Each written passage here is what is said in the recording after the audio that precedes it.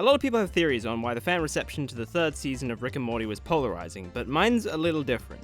I think that trying to add stronger story elements to the show led to the writers accidentally sacrificing the creativity that hooked a lot of fans. Watchers who aligned with originality more than story felt like it got worse, while those who aligned with originality less than story felt like it got better. In Season 2, you had a lot of concepts that bred more creativity than 18th century royalty. Interdimensional cable TV, a hyper-advanced car, total recall, whether it be crazy ideas you can flick through with a button press, or a limitless car presented with progressively worse situations, or countless crazy ideas where the only limit is literally your imagination. Season 2 had a whole bunch of ideas that naturally allowed the writers' potential to form as many ideas as possible. The only episode in Season 3 that was like this was Morty's Mind Melters. Wait, Morty's Mind Blowers? What is this cocktease alliteration? Anyway, that is one of the few episodes in Season 3 that didn't try to do anything with its plot or characters. Just stick on the existential crisis unicorn horn and have fun. In Season 2, comedy was the main goal, but I think subconsciously a lot of Rick and Morty's writers wrote in a style that used a lot of crazy ideas and creativity as a means to get to the comedy. But I don't think they realized that the creativity itself was part of the fun. When they started to upgrade the little moments of story or character from Season 2 to full arcs and depth,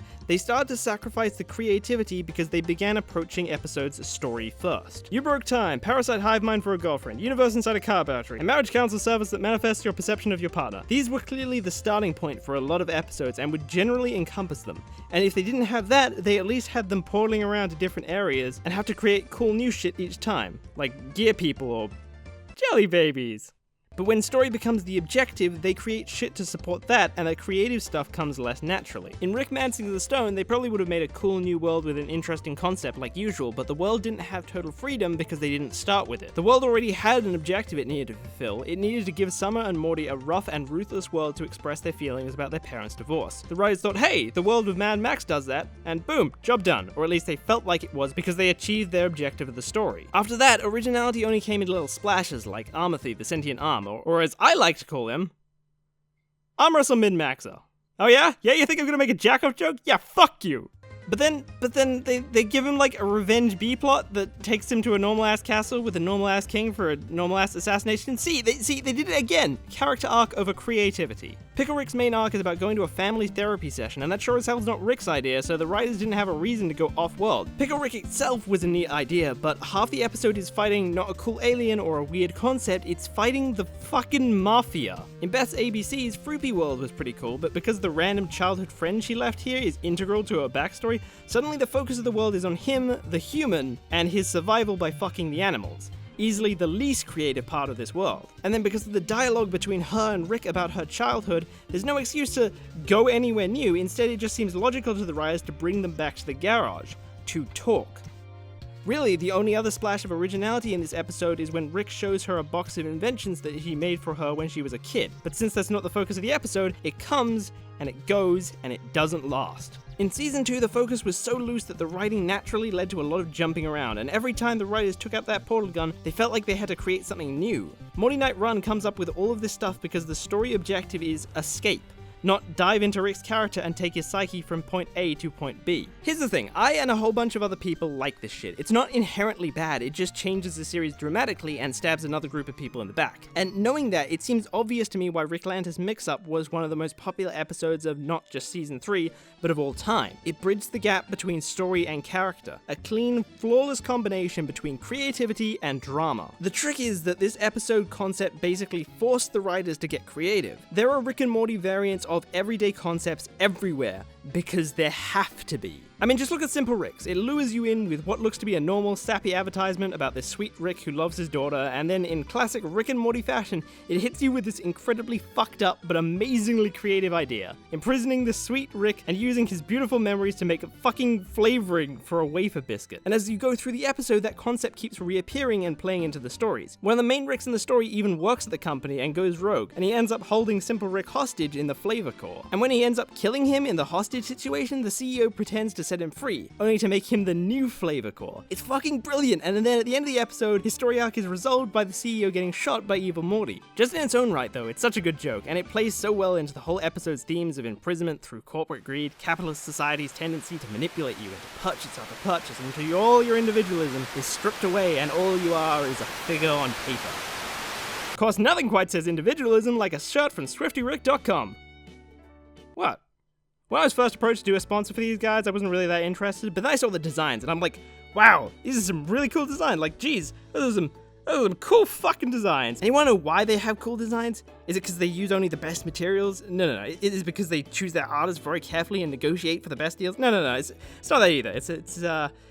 It's because they fucking stole them. Oh shit, double fake out. Guess who tried to pull the wool over my eyes when I specifically said I was gonna quality assure the shit out of my sponsors? Go figure that the guy who credits his artists at the end of the video purely because he thinks artists get fucked over by YouTubers with stolen thumbnails and whatnot. God forbid that guy might do a simple reverse image search on your products, find 3 individual artists and be like, hey, were you guys paid for this? And you know what? All 3 of them told me they were fucking stolen. I even bought one of your products as part of my quality assurance phase before I thought to reverse image search, and it's kind of fucking atrocious. You can tell they haven't even got the high resolution copy from the artists themselves because it's blurry as shit. Also, you can still see the artist's signature, you fucking morons! So yeah, don't support these jackasses. And just in general, if you're buying art, do a reverse image search whenever an artist isn't mentioned. Oh, and while I'm at it, go harass Screen Prison to cut out the sponsor with these guys on the video Why Morty Matters. Fuck you. I hope your image is ruined and you have to start again from the ground up.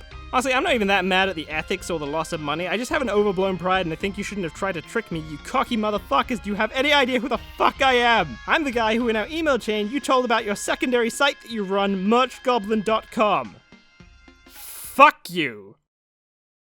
Anyway, if you want to give some love to the artists who had the work stolen, check out Sagittarius Gallery, The Zeo, and Choppy Wings. The links to their DeviantArt are in the description. And because I want to get something out of this too, apart from this shitty hoodie, if you're looking for a sponsor that audiences trust because he's willing to do shit like this, then hit me up and I'll start quality assurance. Don't worry, I won't talk about you if your product sucks, just if you steal from artists. Anyway, so Ricklanders was a great bridge between the story and characters, but why? It's because the whole starting concept forced the writers to make every story element creative, because the whole environment was creative. Go back and look at how using the real world or human concept totally fucks with Season 3's creativity. The last episodes of Season 3 has Rick dueling with the fucking president, yet again another human concept, and again it probably happens because this episode is a direct follow-up to Beth's arc, but she has no potential to get off-world or interact with anything new or interesting. She hides in a normal-ass cavern, and so the only source of creativity was Rick's inventions and maybe the laser pointer of Zeus. You'd think we'd have learnt this, but last time we used the president, it was easily the most boring episode of Season 2. I'm sorry, but when the current US president is more interesting than the Rick and Morty one, I'm afraid you have failed your job.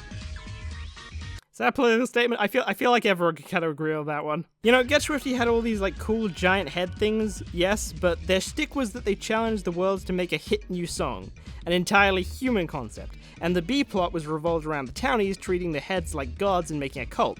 Again, another totally human concept. The writers don't realize the character focus keeps naturally pulling them back to the real world and real world concepts, kneecapping the creativity. That's what I bet is bothering a large chunk of the fanbase. It's a group who aligns better with creativity. Now, of course, there are some exceptions. There's Morty's Mind Blowers that I talked about, Rest and Relaxation, which had a cool opening concept of an alien-sparred detox machine that literally splits you into 2 people and imprisons the toxic side. And that turns into a Rick versus Rick fight, and you get to see all these crazy inventions, and it's what the President fight should have been. But again, no plot or character focus outside of small, cute moments of character depth that pass by, very much like Season 2. Then there's the Whirly Dirly Conspiracy, a severely underrated episode as in terms of creativity. There's Immortality Resort, the tech support imprisoned in the tech, the stupid ray that means to prevent terrorism, the wormhole acid trip, fucking this.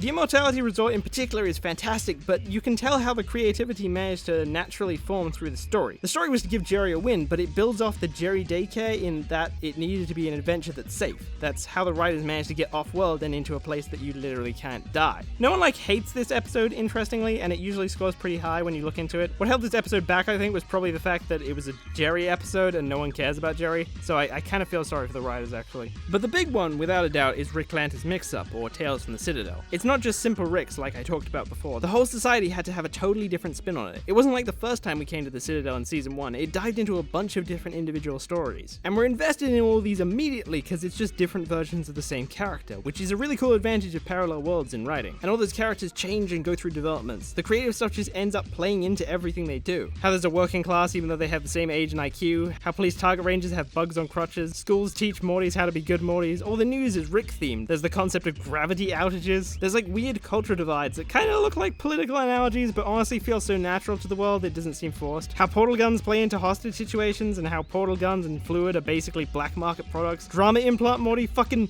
Morty strip club? Couple that with all of the dramatic writing, like drama Morty sacrifices himself, and in a way his wish comes true. I mean, fuck, wasn't it cool how all the stories ended up being affected and finding their resolution in the Morty president, who I need to remind you, turned out to be a character that was teased from 2 seasons ago. It covers what makes certain other episodes, if not creativity, and I think it's the chemistry of that and the high impact moments and all of the other elements we talked about that I think makes the chemistry for one of the most well-loved episodes of Rick and Morty. Okay. Normally I think of like a cool final line to end all my videos on, but this script took fucking forever and I don't care anymore. Fuck ShriftyRickGear.com and all their branches. Don't buy for them. Support your artists. Also, before someone says it, this is a boycott. This is totally different. Alright, good night everybody.